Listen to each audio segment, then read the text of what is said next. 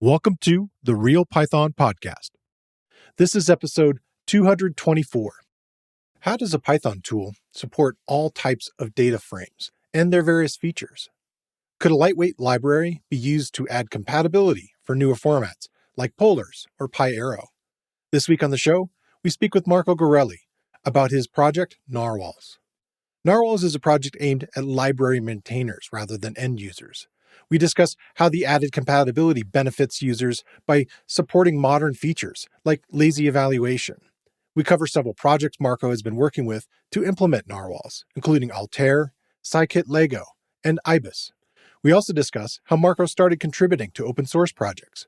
He's contributed to both pandas and polars, which helps explain his interest in growing compatibility between libraries. He also offers advice on making your first contribution to an open source project. This episode of the Real Python Podcast is sponsored by CodeRabbit, the AI-powered code review platform. Experience smarter, faster, and insightful code reviews. Try for free at www.coderabbit.ai. All right, let's get started.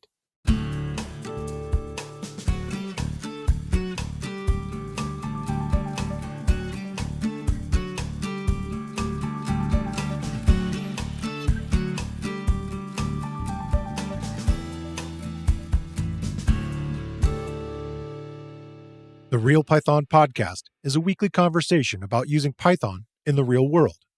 My name is Christopher Bailey, your host. Each week, we feature interviews with experts in the community and discussions about the topics, articles, and courses found at realpython.com. After the podcast, join us and learn real-world Python skills with a community of experts at realpython.com. Hey, Marco, welcome to the show. Hey, thanks for having me. Yeah, I'm very excited to talk to you. You ran into a fairly common guest of the show and also core team member here at Real Python, Ger Arna, at Euro SciPy 2024 this year, and which was in Poland, right? Yeah, that's right. In the Szczecin challenge to listeners, how do you spell that? Yeah, I think it has an extra couple Z's or something in there. A little different spelling. How was the conference this year? Oh, it was great fun. Yeah, really nice place. It's a pretty fun conference. It seems to attract a lot of library maintainers. Oh, good. That's your audience, right? Yeah, exactly. So for somebody trying to build Narwhals, as we'll probably touch on later, it's a great place to be. Yeah. But it was kind of fun. The last day of the conference, there was this sprint session. And often in conferences, they're asking library maintainers, hey, please, can you come and do a sprint? Can you please mentor people? And they're kind of trying to convince library maintainers to do it. Library maintainers are busy and all of that. Yeah. I think this was the first time I go to a conference and there's a sprint where the ratio of maintainers to users is probably 2-1. Wow. Yeah. That's interesting. Yeah, exactly. Is that a common thing for you to get involved in the sprints and conferences like this? I think if there are sprints, I like to stay around for them. It's a good way to get your library out there, to interact with people, and the things you learn while mentoring people, they help you in all kinds of areas of life. Yeah. So I really recommend it to people. Yeah. I became a teacher pretty late in my life. I didn't go to school for teaching. I just had a background in music and recording, and I got into consulting kind of early on. And so that sort of turned into a job where I became a teacher at a recording school. But it is really the best way to learn something is try to teach it to somebody else, and getting involved in that sounds kind of amazing to me. And I thought we could maybe talk about it a little bit, like not do a full, like how'd you get into programming, but more of a background in, because I feel like this is kind of how you got into all of this project in the first place, is how you really got started in open source and contributing. Yeah, sure. So I used to work as a data scientist, and one day, just as part of my job, upgrading dependencies, pandas broke my pipeline. Okay. Like a change in pandas, or what? How did it happen? Yeah, I need to qualify what I mean by pandas broke my pipeline. So I was using something that looked like it should work, but was actually undocumented. So it was my fault for using something undocumented. But it did go from working to throwing an absolutely obscure error message. Wow. So I just reported to the pandas library, hey, what's going on? I just thought you might want to know about this because it looked like it should work. All of a sudden it doesn't. Yeah. And the response was quite friendly. They said, "Oh yeah, thanks for reporting this. Are you interested in submitting a fix to improve the error message?" And I was like, "Yeah, sounds pretty cool." Yeah, was that the reaction you were expecting initially? Were you expecting more of a hostile kind of reaction from submitting something like that? I don't know about hostile, but I didn't really expect it to be quite like an invitation to do something together. I kind of thought it would be something like, okay, yeah, this is going to end up being ignored in their big backlog of issues. Like, reporting things to open source projects sometimes feels a bit like you're shouting in the void. I don't mean to criticize open source projects for this, but you've got a lot of issues, lots of users. Okay. It's very difficult to prioritize, and something like undocumented behavior throws an error message usually isn't probably in the library's top priorities. Right. But yeah, a response like this one, which was, okay, well, it's not my priority, but if you want to fix it, then yeah, we'd love to have you on board and cool. Help you out with it. I was like, okay, cool. I barely know what a pull request is, don't really know how to use Git, but they had a really nice contributing guide, read through it, worked through the process. And even when I opened the pull request, they were quite friendly. Like they said, oh yeah, this is off to a good start. Just need to fix some things. Yeah, I remember when it then did get merged, I got this nice adrenaline rush, showed off about it. And yeah, that kept me coming back. It's kind of neat because it's something now you can not only talk about, but also share for other people that are maybe nervous about getting into this kind of, should I contribute, what it's going to be like thing, which is always kind of nice. But it's also something you put on a resume, say, hey, I did some contributions to the Pandas library, even if it was small, but I'm guessing you continue to do more. Yeah, exactly. I mean, in terms of looking for jobs, like a lot of employers, they like to see that you're able to work independently on things, that you're able to produce things that other people consider of value. Yeah. Yeah, to anyone looking to boost their employment prospect, I think it is a good thing to do. Do you have any other advice you'd want to share for somebody who's interested in getting involved? Yes. So the other thing is, people always ask, how do I find a good issue to get started on? Yeah. We've talked about that a couple of times, yeah. Yeah. My response is, don't try. Okay. Maybe you could expand on that. Yeah. So it's a bit of a do what I did kind of advice, as in, and that's because this is what I've heard from a lot of people who have ended up becoming recurring contributors to open source. Okay. The advice that you hear a lot is to look for good first issues, to fix typos and all of that. To be honest, I think this is good for getting familiar with the process, but I don't think it's necessarily the best way to get into long-term contributing. What I recommend if you're interested in that is just get on with your job, or just get on with solving some problem, do some project, make some, research something. Like, chances are there's something you're interested in doing that technology can help you with. At some point, you're going to run into an issue with one of the libraries that you're using. Okay. And I'm very confident in saying this because all software has bugs. Sure. Also, open source software has bugs. It doesn't have to be like a critical bug, but like an error message that's not clear, or something that's not documented. Yeah. Or something where it's like, this really should be a lot faster than it is. And there's a bunch of things that you can get a feel for how difficult they are. And, well, when you find one of those, that's your good first issue. Okay. Yeah, that makes sense to me. Because, I feel like going to potentially a third-party site of like good first issues or something like that could be counterproductive because, in some ways you're not necessarily interested in the project. It's not something that you're using or familiar with.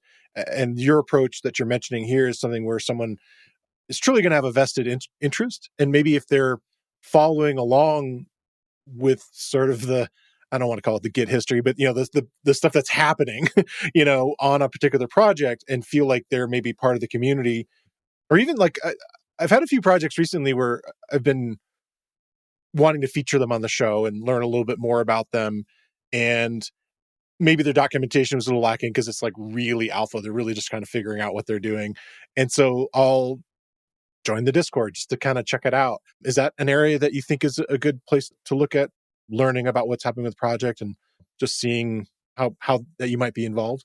Oh, definitely. Yeah. Join the Discord or Slack or whatever communication platform they use. subscribe to the tag on Stack Overflow, watch the GitHub repo. Yeah, these are good ways to just get a feel for the dynamics of the project. Yeah. And I must say that open source, it's not a purely technical game, it's also a social one. And if you get bad vibes from a project, if you get the feeling that people there aren't particularly nice, then even if you do find a good issue that you'd like to work on, maybe then you know that this is a project you should stay away from. Yeah, that makes sense. Yeah. I had heard about Narwhals through a conversation that I had with Richard Eon and Michael Chow.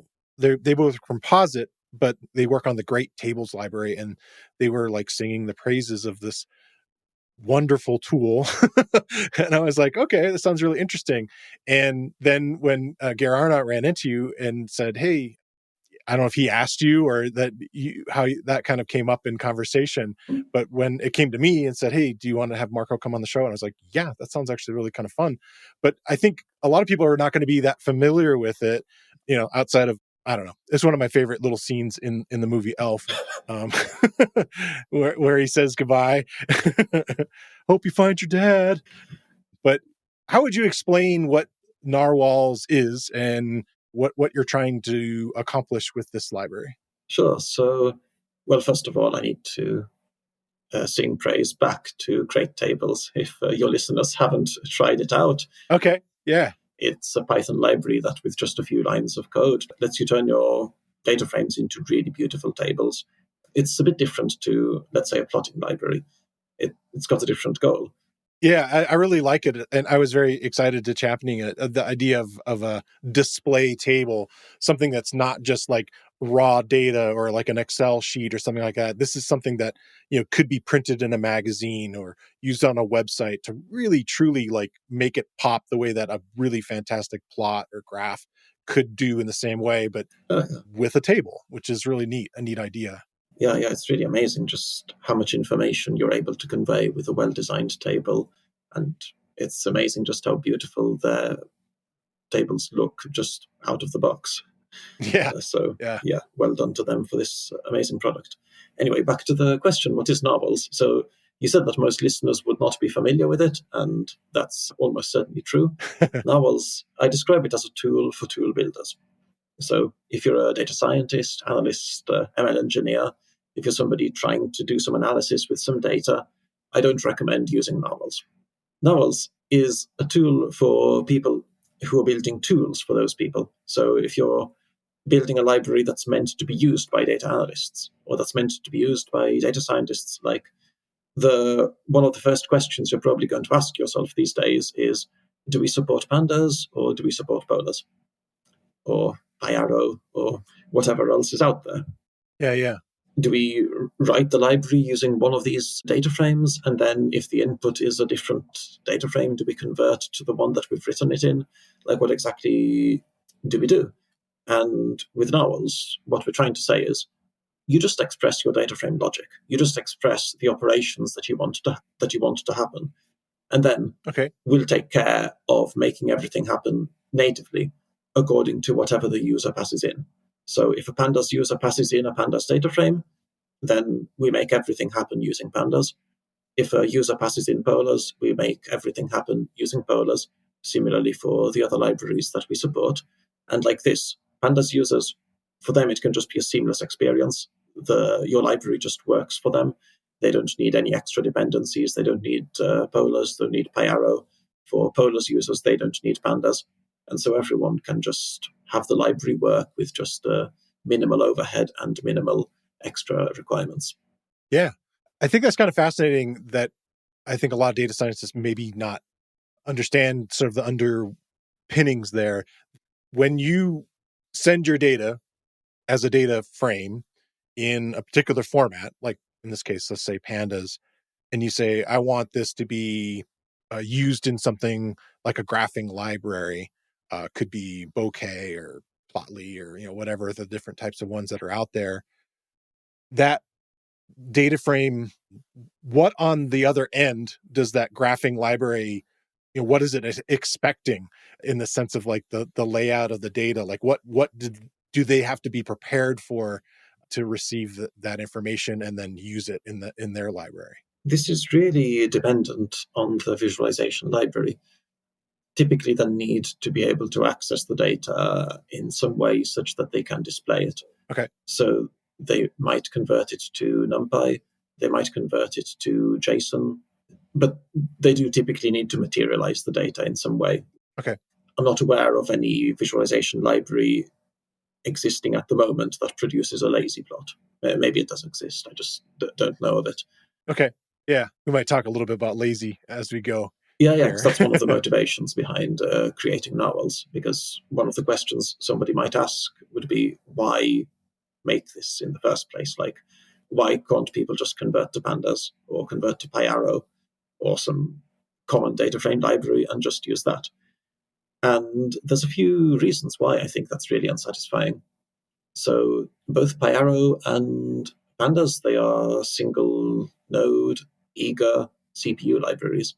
And what I really want to enable with Narwhals is that you can just define your DataFrame logic, and then the operations can happen in whatever setting the original DataFrame lives. So if the original DataFrame is distributed, the operations can happen distributed.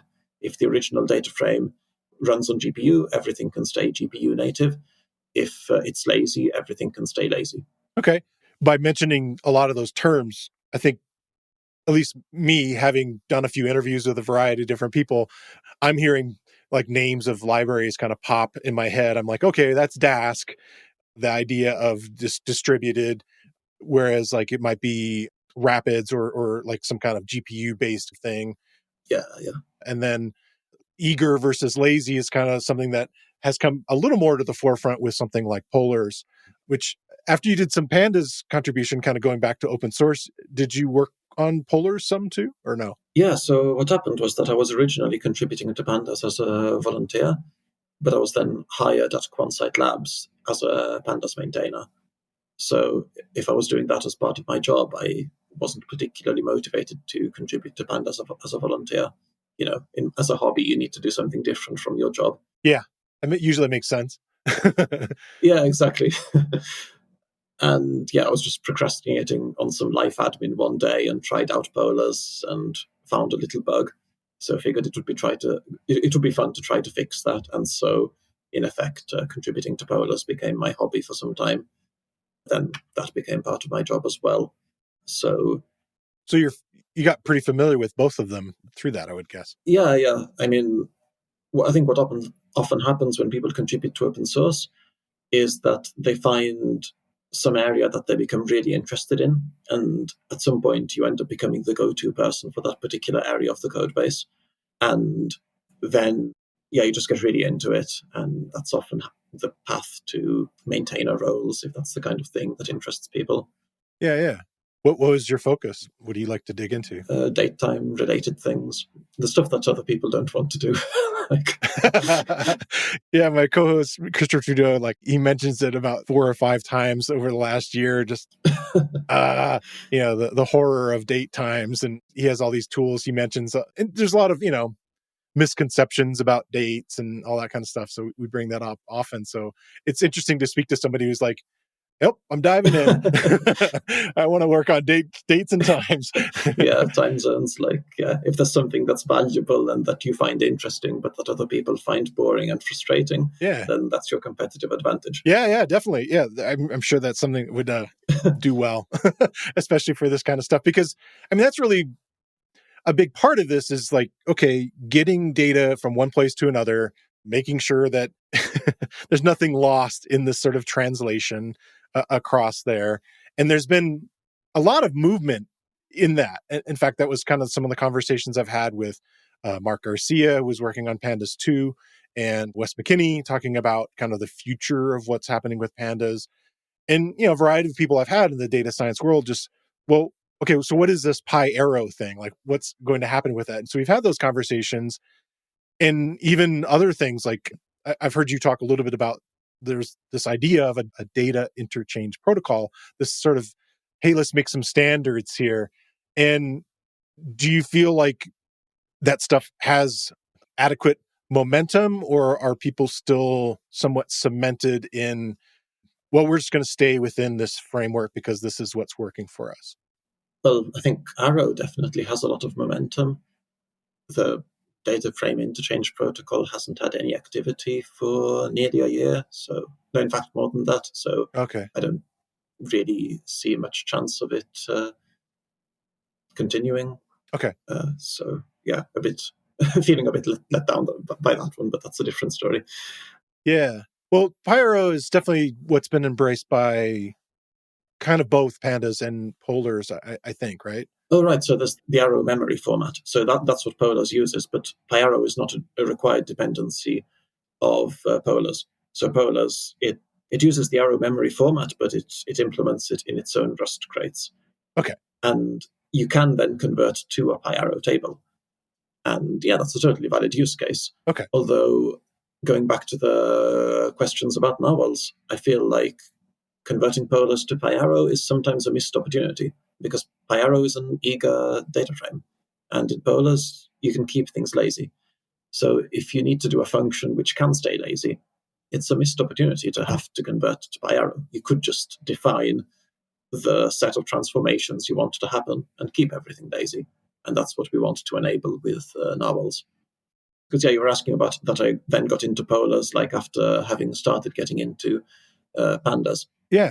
And there was some point when I just got really frustrated with seeing lots of comments online about people saying that, oh, yeah, they like polars, but it doesn't have integrations in the data ecosystem. Okay. Like there's no plotting libraries that support polars.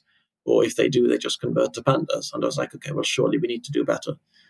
And looking into the source code for a lot of the data frame consuming libraries that people are using, they're usually not doing anything that complicated with data frames. You know, selecting rows, selecting columns, doing some group by aggregations. It's usually not that wild. And it seemed possible to make some minimal API that would be able to support all of these different libraries. Such that, yeah, there's minimal overhead, minimal extra dependencies, and polars could then get better native integrations into the ecosystem. Okay. So this kind of a bit of the driver behind a lot of it is like, I like this format because it has a lot of these features and functionality that I want. And the current methodology was like to send it out and have to do this. I would maybe argue expensive as far as time and data conversion to get it into this other format. Whereas like what you're trying to do, at least what I see often, is the word lightweight in what you guys kind of use in your documentation. Am I hitting the right points there? Oh, absolutely. Yeah. Like if you don't need to do a conversion between libraries or between formats, then why do it? Try to keep things native as long as possible. That's what we're trying to enable. Meet CodeRabbit, the AI native code review platform, revolutionizing developer collaboration. CodeRabbit analyzes pull requests and provides instant PR summaries, in-depth code walkthroughs with sequence diagrams, and even one-click suggestions to improve your code. With CodeRabbit, you'll be able to add customer AST grep-based rules for consistent code quality and comprehensive code audit that catches bugs before they make it to production. More than 1,000 orgs are using CodeRabbit in their development workflow, and it's completely free for OSS projects. Ready to elevate your code reviews? Sign up at www.coderabbit.ai and use coupon code REALPython, that's all caps, no space, to get CodeRabbit free for a month. Let AI be your co-pilot in crafting better code faster. I feel like there may be some confusion depending on the listener if they're not deep into data science and are just kind of learning some of these terms. And I feel like eager versus lazy is something that is definitely on the rise, especially with polars being out there. And I've had a couple of people on to talk a little bit about, kind of what's happening there. But do you mind discussing that a little bit? You mentioned pandas by default is eager, and a lot of these other libraries are eager in the way that they work. Can you describe kind of the difference between what's happening there? Yeah, sure. So the idea behind lazy execution is that users can define what operations they want to happen, but those operations don't happen immediately. They get deferred to a later point. And when the execution actually happens, the library has had a chance to analyze what the user wants to do and make some good decisions on their behalf, so that people can process data a lot faster or process data that's a lot larger than memory. So, for example, if you have to join 5 tables together and then only keep certain rows, it's more efficient to first decide which rows you need to keep and then do these big joins. Yeah. And that's something you can only really do if your library gives you a mechanism to do things lazily. If you need to do everything straight away the moment the user gives the instruction, then you'll probably get an out-of-memory error straight away. Yeah, it allows it to optimize in some ways what this process is going to be, kind of like it's rewriting the query so it makes the most sense for it. It's like, it's like a boss giving you a ton of like instructions on how to do something, and they're using these really grandiose terms of everything, but you in your back of your mind are like optimizing it exactly like, okay, this is the actual to-do list and how I'm going to do this thing and how I'm going to be able to optimize my time. I don't know. I'm thinking that is kind of an odd analogy, but in some ways, like, I feel like that's a little bit of what's happening. Like, you don't need every row if we're focusing on this thing. It may come from that data set, but I only need this part to focus on or whatever. Yeah, I'd never thought of it like that. Yeah, I think that is a good analogy. Yeah, like, are you going to be more efficient if your boss gives you one task at a time and you do that little micro task? Or if they tell you, okay, this is what we're trying to accomplish, you've got a week. Right. Figure out how to... Yeah. what steps you need to take to get there. I think us remote workers are learning that in some ways, like, okay, this is what makes the most sense for me to schedule this to make it all happen and kind of build an efficiency to it. And not that we're lazy, but we're trying to be, at least more optimized and efficient and take advantage of the resources in the way that we can do it. And, the problem with a lot of DataFrame libraries is you end up boiling the ocean when you only really needed a teapot, of stuff that you were kind of focusing on in the end. Yeah, exactly. Which is interesting to me. I'm intrigued by it in a lot of ways, that this idea of doing that. I think that's partly why I had the Ibis guys on to talk a little bit about that it kind of does a similar thing in the sense that it's really focusing on, well, how can we rewrite this stuff to have it make sense across all these different sort of databases and data frames. And I heard you talk a little bit recently about like what the differences are. You're not writing a data frame library and a bunch of operations. You're adding this compatibility layer, and again, try to avoid that sort of confusion. Am I describing that properly? Yeah, that's right. Our scope is much smaller than Ibis's. Maybe let's just give an introduction to Ibis if listeners are not aware. Yeah. Well, yeah, the way they describe themselves is the portable data frame library. The idea is to have some single data frame API that's very SQL-like. Yes, very much. And then it dispatches to different SQL backends. I think currently the only one that's not strictly SQL that they support is Polars, but they're kind of waiting for the Polars SQL interface to improve, and then they can just do everything in SQL. And yeah, which is nice. Like SQL, lots of people are familiar with it. Lots of research and lots of time has gone into it. There's a lot of data that's in that format, and sitting in those databases. So yeah, lots of tests for SQL as well. Lots of things that you can reuse. Yeah. the thing is, like, if you wanted to make a full data frame library like that, then your API needs to be really extensive. You need to allow people to do a lot of things. Like, people do some pretty customized things with data frames. With Narwhals, we're not trying to be a full data frame library. It's just what's the minimal things that we need so that library maintainers can write cross data frame compatible code. Yeah. So maybe we could dig into that a little bit. Like, what are the things that they need? Like, you point out that you started with the Polars library as like, okay, this is the one that we want to try to support as a starting point as far as compatibility.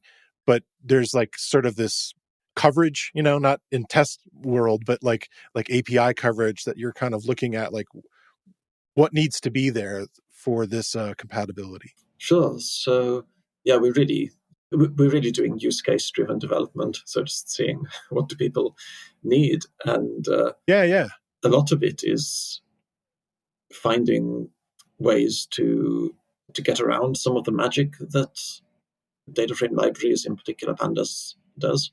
So when it comes to let's say, replace the first two elements of a series. Okay. This is not trivial to do in a way that works consistently across pandas versions, that also works for polars, that also works for PyArrow.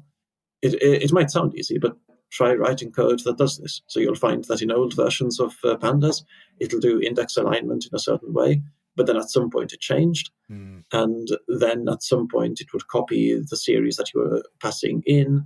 It would modify the series that you were passing in. At some point it stopped doing that. Polars doesn't have an index. It just assigns positionally. PyArrow doesn't allow for in-place mutation. And it quickly gets out of hand. Like, it sounds really simple. But that sounds pretty intense. Yeah, these kinds of things really frustrate library maintainers who presumably want to think about other things. If you're making a plotting library, you presumably want to think about plotting. If you're making a tables library, you're not.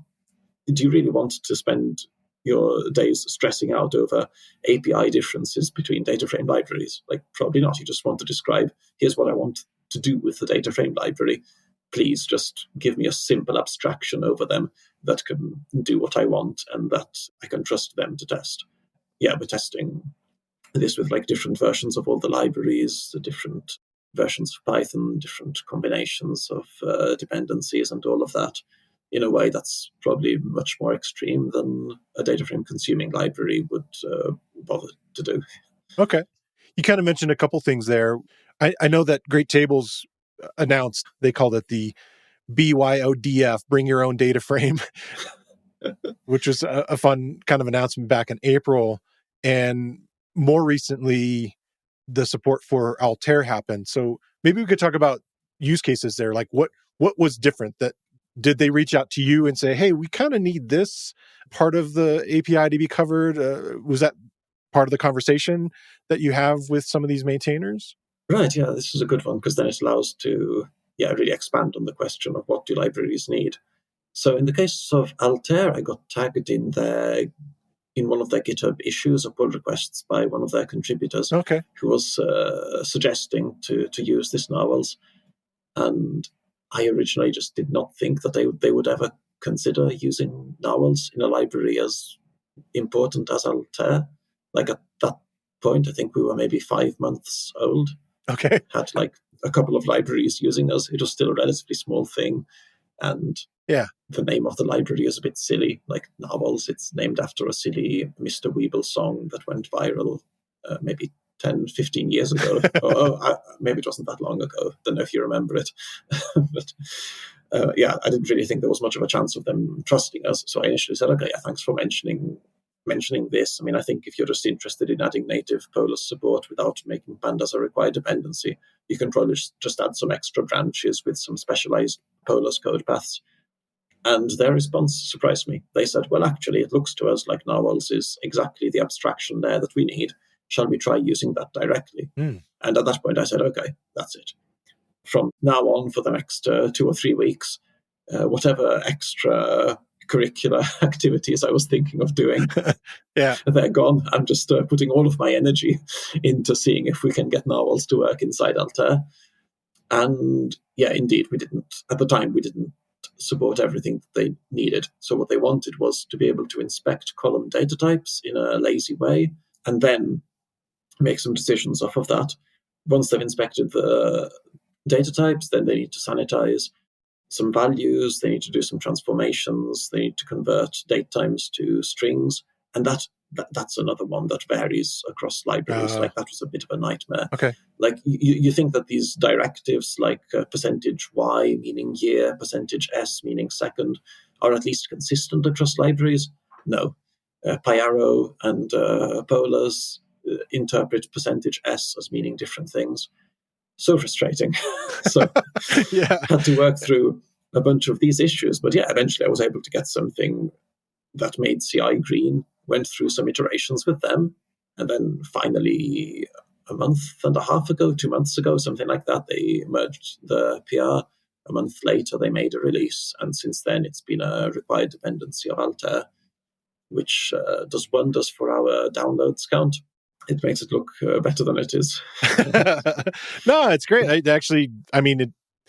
You may not know how many users are directly using it, but by opening that path, it definitely is enticing. And they obviously advertised it. You kind of shared that link with me saying, hey, this lets us do this now. I had not been familiar with the term scikit-lego. Do you want to talk a little bit what that means?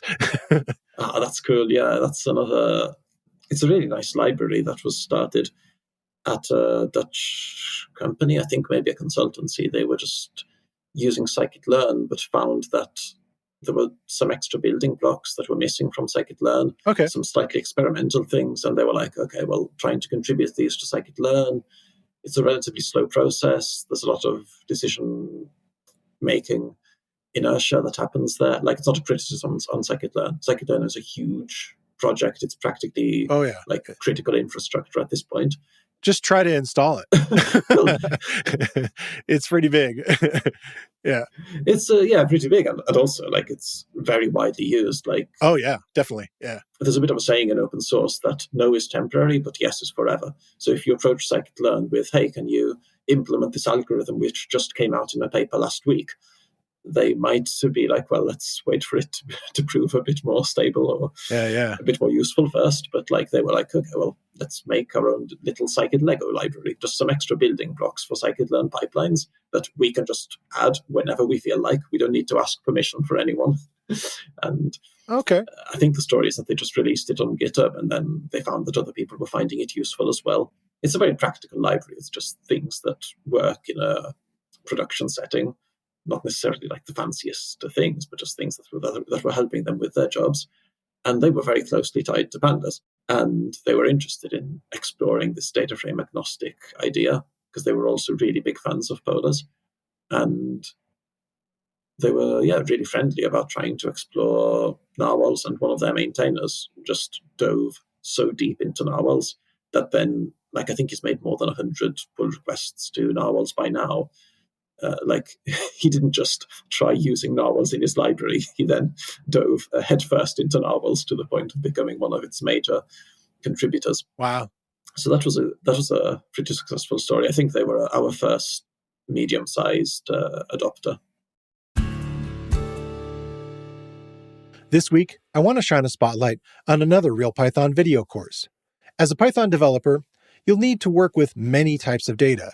And you'll need to decide which data types to use, like when you need to modify values and data in place, or when you want objects that can't be changed. This course is titled Differences Between Python's Mutable and Immutable Types. It's based on a tutorial by Leidanas Pozo Ramos, and in the video course, previous guest and now Real Python team member, Stephen Gruppetta takes you through understanding how mutability and immutability work under the hood in Python, exploring the immutable and mutable built-in data types within Python, identifying and avoiding some common mutability-related gotchas, and controlling how mutability affects the custom classes that you're building. Understanding the fundamentals of mutability and immutability of Python data types will help you decide how to properly solve programming problems in your code. Real Python video courses are broken into easily consumable sections, and where needed, include code examples for the techniques shown. All lessons have a transcript, including closed captions. Check out the video course. You can find a link in the show notes, or you can find it using the enhanced search tool on realpython.com. Do you want to talk a little bit about other libraries that you're kind of working with now? Sure. So I've had Plotly reach out about narwhals. So there's no promises about Plotly using narwhals, of course. Sure. Yeah. I'm not holding anybody's feet to the fire as far as like they promised. Marco said. Yeah. I also don't want to give a false impression of where narwhals is going. It's not like this is going to be used in Plotly. Like Plotly have reached out saying that they're interested in taking a look at it. They've got an issue open on GitHub about it. And again, like it was with Altair, I'm now really interested in dropping everything and seeing how far we can take it. If it works, then great. But if it doesn't, then I think the same thing will happen that happened with other libraries, which is that just the process of exploring what would we need to add to narwhals in order to make it work for this use case. makes Narwhals stronger. It makes it more API complete. Yeah. And then maybe if this library was to reconsider in a year's time, then maybe then we'd be ready for them. Okay. This is the idea behind Narwhals development, really.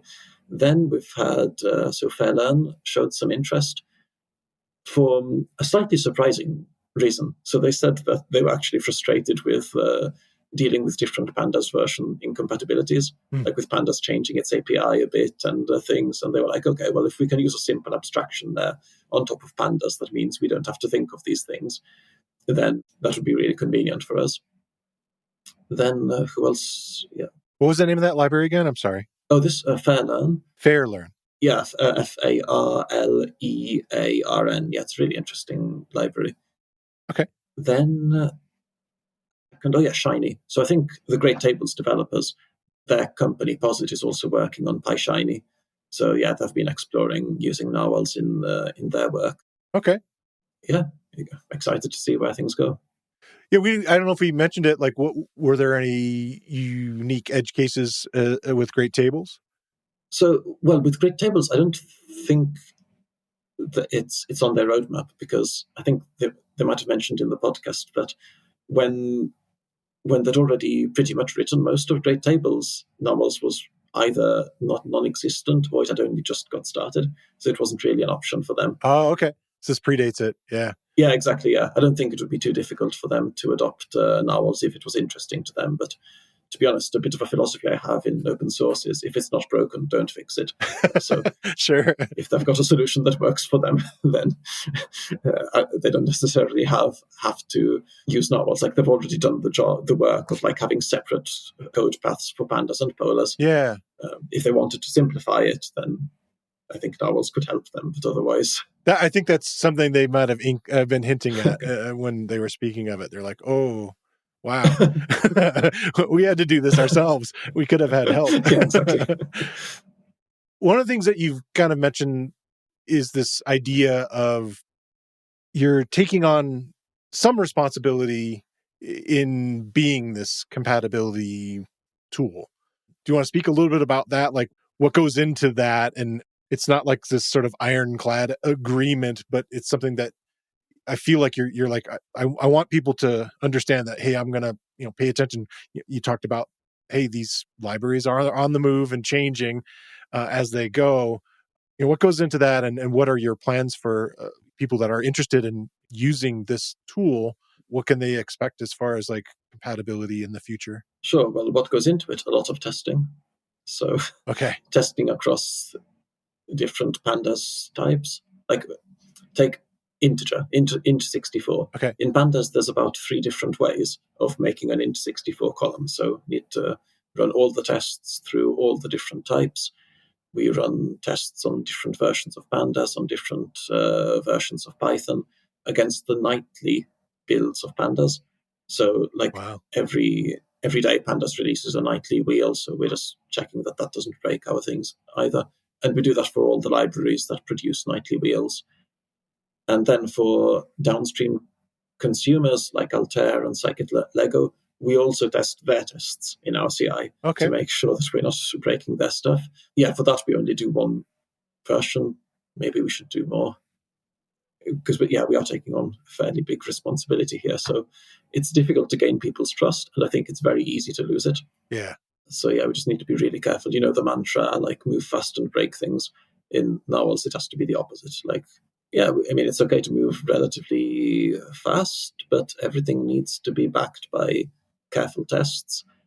And yeah, if we were to break things in our downstream users, we would have to do a fair bit of introspection and try to really understand what went wrong and how to avoid this next time. Yeah. I was thinking about, like, what kind of workload, how do you balance, like, expanding what you're doing versus maintaining this compatibility and testing? Like, how's that balance out for you? I think one of the hardest parts is where to draw the line when it comes to new features. Okay. Like, people maybe want to add new methods or new things. Like, look, Polars has this function which is really useful. Can we add it to Narwhals?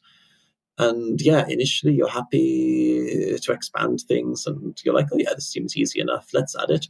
But every new thing that you add is an extra thing that you need to maintain.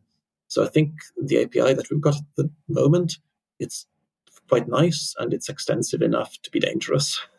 People can do useful things with it and do some harm with it as well. Okay. So I think we just want to be careful of don't expand too much. Just let's keep the focus on what we're trying to achieve, which is to enable DataFrame consuming libraries to become DataFrame agnostic. Yeah. And anything that doesn't really have a use case for now, maybe we don't need to say yes to it. I had a question that I was wondering about. Somebody coming and listening to this, part of it is great to hear about this project, and it means potentially super positive stuff for the tools that they use, and potentially adding this sort of compatibility allows for like lazy evaluation or just, more adoption of things like polars. But if someone is looking at this project and like wondering like, well, what does this mean for me? I'm just an end user. I'm not a maintainer. What do you think they should know about Narwhals? Well, for end users, I think if we do our job well, then they shouldn't know about Narwhals. Like, okay. When they pin their dependencies, when they do pip freeze, they might see the name appear and they're like, I wonder what this is. But other than that, I would hope that it's just something that happens under the hood in the libraries that they use and not something that they need to know or think about. If they want to make their own tools, then I'd like to think that they will turn to Narwhals as a way to simplify the maintenance burden of supporting different libraries. Other than that, I would hope that they don't need to think about us. That's cool. Is there a history of this? Are there other projects that have tried to do something like this? I mean, we talked about standards that were kind of raised and kind of are in different states right now, but has anybody else been trying to do something like this? I don't know about efforts like this in the DataFrame world, but certainly in the array world, there's a similar enough package called Array API Compat, which gives you some compatibility layer between NumPy, PyTorch, I think JAX, and some others. That's pretty neat, but arrays, they were a lot more similar to begin with than DataFrames were. So yeah. For them, it goes a bit further. Like they've actually been able to write what they call this array API standard that this compatibility layer makes the libraries compatible with. Realistically, for DataFrames, I don't think there's much hope for making some DataFrame API standard, at least not anytime soon. There's just so many different opinions, so many differences between the different libraries. But we can already solve problems just by making a compatibility layer and saying, look, we're not calling this a standard. We're not saying this is the standard way of writing a DataFrame API. It's just something that works. And use it if it solves problems for you. So something that I tried to dig around a little bit and I was unsure of is, are you writing this in Rust? Is this like a combination of Rust and Python, or what is the development language for Narwhals? So you mentioned earlier that we talk about being lightweight a bit. Yeah, it is a bit of a recurring theme. So from pretty much day one, requirement that I had for Narwhals would be that it's practically impossible to not be able to install it. So the idea is it's just pure Python with zero dependencies. Like we don't even typing extensions. We don't want that. We don't want anything. Like just if you've got Python, if you've got pip, you should be able to install it. Any other installation issues should be related to the underlying DataFrame library that the user passes in. But Narwhals, like you could even just vendor it if you want, just like copy these Python files into your project. I don't recommend that because then it means that you don't get updates. And it means you need to maintain these files yourself. In general, I think vendoring isn't a great solution unless it's necessary. But in the case of Narwhals, I don't think anyone should really need it. So there's no Rust, no C, just Python. And I'd really like it to be as community-driven as possible, trying to make it as easy and simple as possible. We're not there yet. Some parts of the code base I still think are a bit mysterious. Some variable names aren't named particularly well. Some parts of the code base are just a bit spaghettified, but we'll get there. That's interesting. It kind of leads into something I wanted to know a little bit about. I feel there's like a momentum based upon the stuff that you're talking about and this sort of collaborations with some of these other libraries. But how many people do you have helping you with this project? I mean, it sounds like it was a solo thing for a little while, but as a project itself, how's it going? Oh, this has been the best part of the project. So yeah, it was a solo thing for very little, actually. Like, I thought that it was going to be a solo thing for like a year, the best part of a year. Okay. Then maybe some small library would consider using it. And I was just going to be hacking away at it every now and then maybe someday somebody would find it useful. But pretty much almost immediately, like, we started getting really high quality contributions from the community. I think I need to thank my employer here, so Quansight, because there were 4 interns that were starting, and they were asking if I had any projects for them, like, did I have any pandas or polars, things that they could work on? And I said, well, look, pandas and polars issues tend to either be very simple or extremely difficult. If we need interns to work on things for 3 months, you kind of want something that's a bit in between. Something that's like not trivial, but also not impossibly hard. Yeah. And I said, well, look, I've started this new library called Narwhals. There's a lot of pretty interesting issues in here, which I think are really doable by interns. And I think like this, we can teach them a lot. And fortunately, they were on board with the idea. So for 3 months, I had 4 interns working on Narwhals, and they really helped to get things started.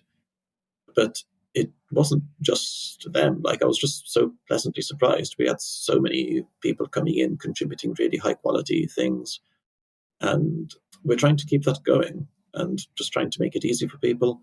We've got a community call every 2 weeks, so people can come and speak to us and chat with us. It's quite fun, quite relaxed. Is that like a Zoom kind of thing, or how do you do that? Yeah, exactly. It's just open to anyone. No need to ask for permission. We've got a Discord channel. Every other week, not the week that we do the community call, but the other alternating week, I do a live stream, and people can come along and just ask questions, and this helps demystify a bit about how the development happens. We've got a how it works page in the contributing guide, really just trying to make it as clear as possible so that the barrier to entry can be low. Next, in a couple of weeks at PyData Amsterdam, so in a couple of weeks from now, I don't know exactly when the podcast will go out. Maybe it'll already have happened by then. Yeah, but it might be, yeah. But in that case, probably a couple of weeks ago, we did a sprint at PyData Amsterdam, and just teaching maybe newcomers to open source, or anyone else who's at the conference who might have an interest in it, how they can get started, how they can contribute. We did something similar at SciPy. We'll do it at PyData Paris. I'm hoping we can do it at the PyLadiesCon that's happening later this year. Yeah, generally really trying to harness the power of the community to make this happen. In the end, I think Narwhals, it's not a particularly technically challenging project, in the sense that the challenges that we face are more social than technical. In the end, our main competitor is what Great Tables did, which was to have different files where they've got, in this file it's pandas logic, in this file it's polars logic. So if we want to compete against that, then we need to get people to trust us. And so in that sense, I think of Narwhals as a social game. And so the bigger the community, the more people can contribute it, the less it comes across as a one-person, single source of failure project. Then I think the better we can ensure its long-term success. I'll definitely include links to all that stuff. It really answers the question, like how people could become involved. It sounds like you've allocated multiple ways for people to look at getting into this. They can lurk if they want to see if they want to be involved in the community. And you got a few different ways to see that. So I'll make sure to get all those links from you and share them in the show notes. Sure, thanks. And something that people tend to like is that if they submit a successful pull request, then they get an animated GIF as a little celebration. All right, with your narwhal character there. Well, so far it's mostly cat gifs, but I need to include some narwhals ones in there as well. Yeah. We have somebody help you contribute some artwork. Yes, we actually got an artist who's one of our regular contributors. In the streets of Amsterdam once, she actually spray painted a narwhal. Nice. It's really cool. And then I think her partner has made a little logo for us. Okay. So yeah, it's really cool to see people contributing, or people around the project just contributing different skills in order to make things happen. Yeah. Marco, I have these questions I like to ask everybody who comes on the show. And the first one is, what are you excited about that's happening in the world of Python? There's so many things. But I think it's really nice to see the improvements that are happening in packaging. Yeah, people are really excited about UV these days. Yeah. And yeah, UV does solve a lot of problems, I must say. I think people who characterize it as just being a faster pip are missing out on some of the things it's doing and some of the things it's trying to do. Conversely, though, I think some people who are saying that UV is solving all of Python's packaging problems are also missing out on a lot of the complexity that there is in the packaging space. Yeah, especially anybody working in data science knows that, yeah. Oh, yeah, exactly, yeah. And so another tool that I feel like I need to give a shout out to is Pixie. They're solving some problems which UV isn't addressing, but they are also using UV under the hood for the parts that UV does address. So yeah, Python packaging has historically been a bit of a mixed bag. Yeah. I mean, it's a complex problem. Like, it's not easy. Like, yeah, it's through no fault of Python's, but it is nice to see that progress is being made. Victim of popularity. Yeah, exactly. Yeah. Is there anybody that you think would be good to have on the show to speak on that, on UV or Pixie or some of these projects, people that you think that would be good to reach out to? Yeah, well, definitely the Pixie people. I think is it Wolf? Yeah, Wolf. Is he the founder? Yeah, I think so, yeah. Okay, yeah. I mean, he's a good speaker as well. Like, he gave a really good talk at Euro SciPy and has given really good talks other times. Okay. And yeah, they're doing amazing things. And I really feel like some people just are not understanding what Pixie is doing on top of UV. And so I'd really like it if they could speak about that. Yeah, it's interesting because there's been a lot of stuff in, Conda, Mamba, Micro Mamba, all these kind of like little tools that it's like a little overwhelming of like, okay, what are all these animals,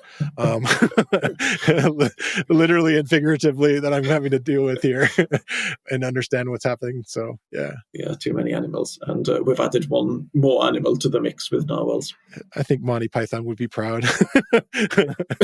Yes. So what's something that you want to learn next? It could be anything. It doesn't have to be Python or programming. It could be whatever you're into. Okay, well, let's take it a little bit outside of programming then. So I play a bit of guitar, like you. For anyone who's just listening to the podcast, you might not, if you try to estimate how many musical instruments are in the background, then come up with, try to estimate, multiply by 3, and then you'll probably be pretty close to that number. No, but yeah. I'm also a hobbyist musician, and just really trying to improve my rhythm playing these days. Oh, cool. Any particular music styles that you are playing and practicing? Well, where I live, there's an Irish jam that happens every Wednesday night, and that's a lot of fun. And I've been going to that, and that's the kind of music where just having a really nice and lively and steady rhythm just really helps make it come alive. Yeah. So trying to get better at that, trying to really lock in with the metronome. Do you have to learn some sort of standards that are the ones that are going to be, I would guess there'd be a songbook that is pretty common at an Irish pub? Oh, they're so welcoming. Like, you just go there, they show you the songs, and okay. To be honest, usually as far as the chords go, they're pretty simple. Okay. It's not exactly like, 70s prog things that have... Yeah, I was going to say it. 25 chords per measure. Yeah, prog rock. Yeah, exactly. And it's all in 4/4. Yeah, we're not getting into King Crimson here or something. Yeah, I love King Crimson. But no, that's not the kind of things we do in the Irish pub. Yeah, that's great. We mentioned a few things about following the project and people that maybe are interested in contributing or at least checking it out. Are there other ways that people can follow the work that you do online? I have an account on Fostodon, and I've got an account on LinkedIn. So those two should keep you up to date with what I'm doing, if that's the kind of thing you're interested in. Yeah. Well, Marco, thanks so much for coming on the show. It was really fun to talk to you. Oh, it's been such a pleasure. Thank you so much for inviting me. And don't forget, ready to elevate your code reviews? Sign up at www.CodeRabbit.ai and use coupon code RealPython, that's all caps, no space, to get CodeRabbit free for a month. Let AI be your co-pilot in crafting better code faster. I want to thank Marco Gorelli for coming on the show this week. And I want to thank you for listening to the Real Python podcast. Make sure that you click that follow button in your podcast player. And if you see a subscribe button somewhere, remember that the Real Python podcast is free. If you like the show, please leave us a review. You can find show notes with links to all the topics we spoke about inside your podcast player or at realpython.com/podcast. And while you're there, you can leave us a question or a topic idea. I've been your host, Christopher Bailey, and I look forward to talking to you soon.